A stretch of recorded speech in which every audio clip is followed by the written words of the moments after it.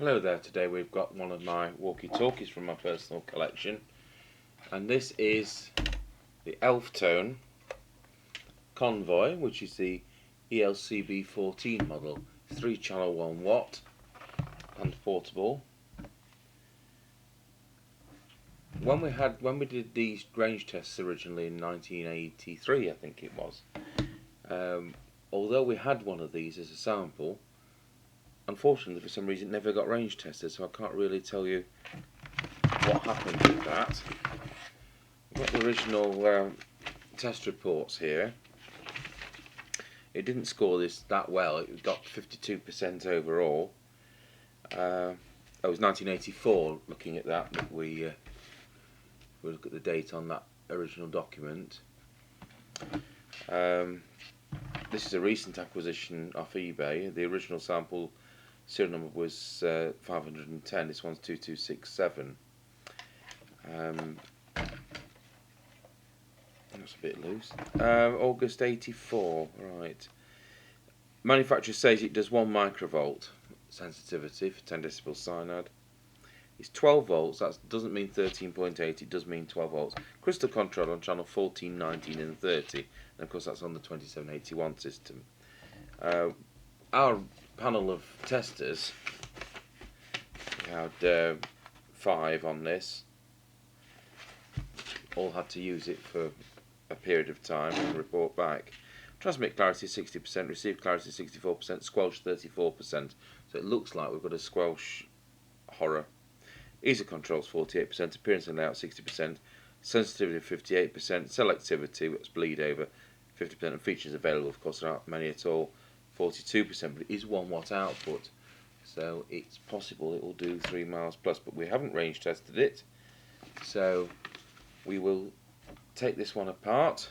I do have on file from our previous one the instruction book, and I'm going to upload that to share with the Scribed website.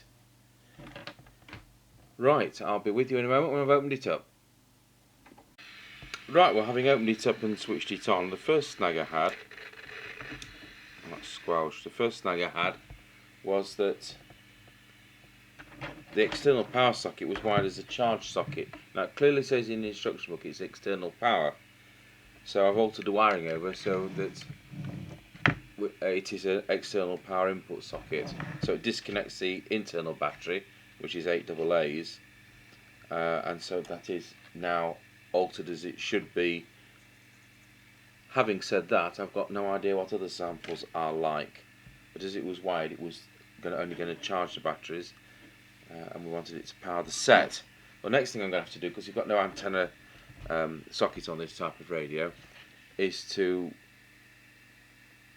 go on to the telescopic and try and rig it up to the test gear that way. Just one moment while I do that.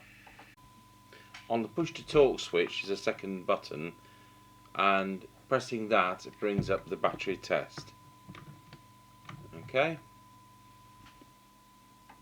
Right, we're going to give it a go. I've got no circuit diagram, it's total guesswork. Because the 6 crystals are there, I wouldn't be surprised if that isn't the first adjustment, if I can find a tool that fits it.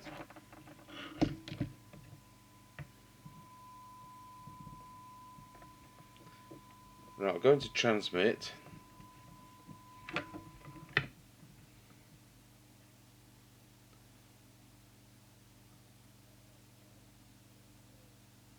Okay, that first one is the frequency, and I'm on channel 19, one of its 3 channel options, so I'll just make a note of that.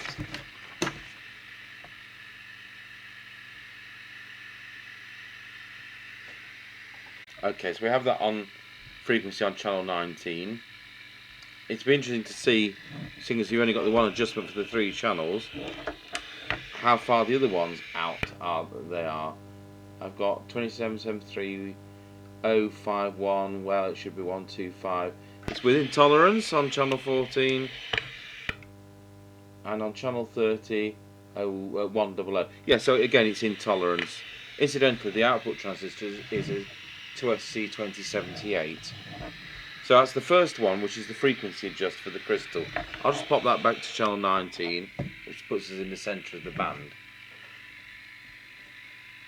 Now presumably the next point of adjustment will be the next coil along.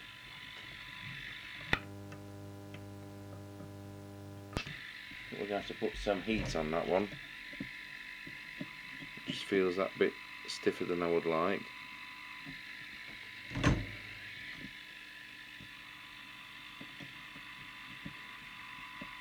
There we go.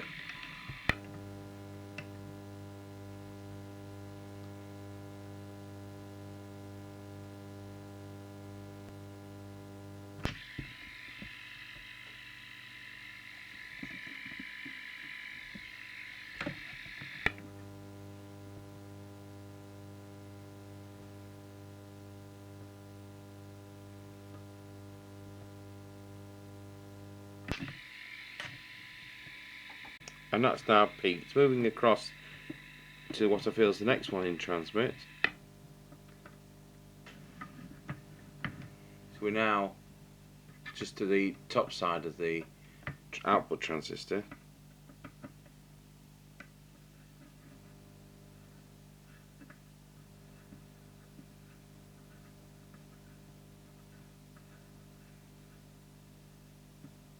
Yep.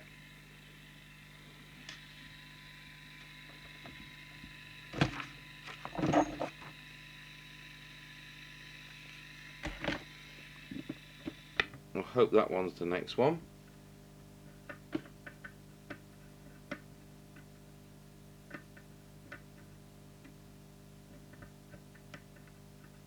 It's a different type of call. Let's go back to the usual tool.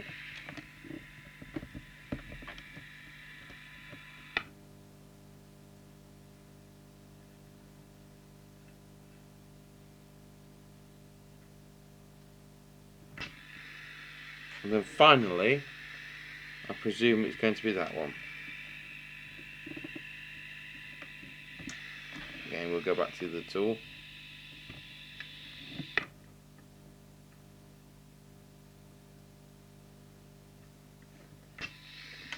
I'll just trim the frequency once again.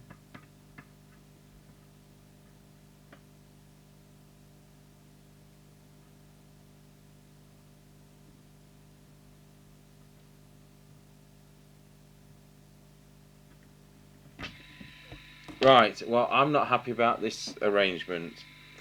I think we have to take the board out of the set. I'm obviously the wrong side of the loading coil, and I'm only getting 200 milliwatts output, and so there's clearly a problem because it should be 1 watt.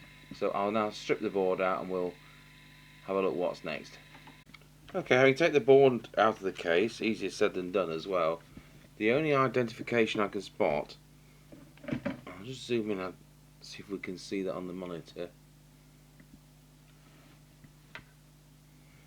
is 2300300.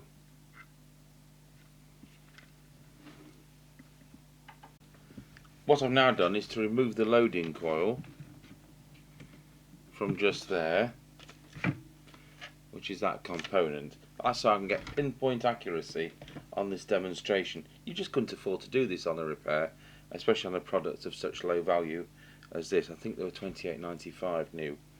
Right, I'll just pause the video again and we'll now hook up to the input side of that coil that I've removed. Okay, having done that and hooked the test equipment now up to the input side of the loading coil, I've now got a little yellow wire coming through which I've soldered to the input side, crocodile clip to the test gear, other one to the earth there which is on the can, which really is an earth, and I've just peaked these a second time. It's much easier to peak them when he's on the proper kind of load, and it's now doing, let's have a look what the meter says. It is now doing 1.01 of a watt, so that's absolutely fine. I presume the deviation is going to be set with this preset here. There's a preset on its side. Now, of course, we don't know, and the speaker doubles as a microphone in this. There isn't an electret condenser mic anywhere. So this is where we'll get the little oscillator underneath it.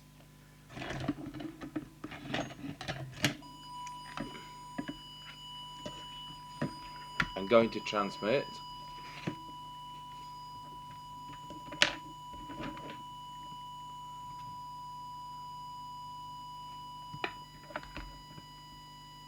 And the deviation, of course, should be round about peaking at 2.5. It's actually slightly over at 2.7. So if that is the deviation control, and if we can find a tool that fits.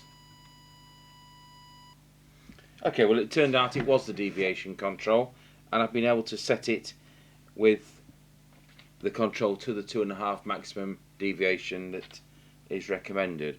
I have also done the whistle test, but it was difficult to do everything and hold everything at once. Now, apart from setting up the putting the loading coil back when I've done the receiver, and then setting up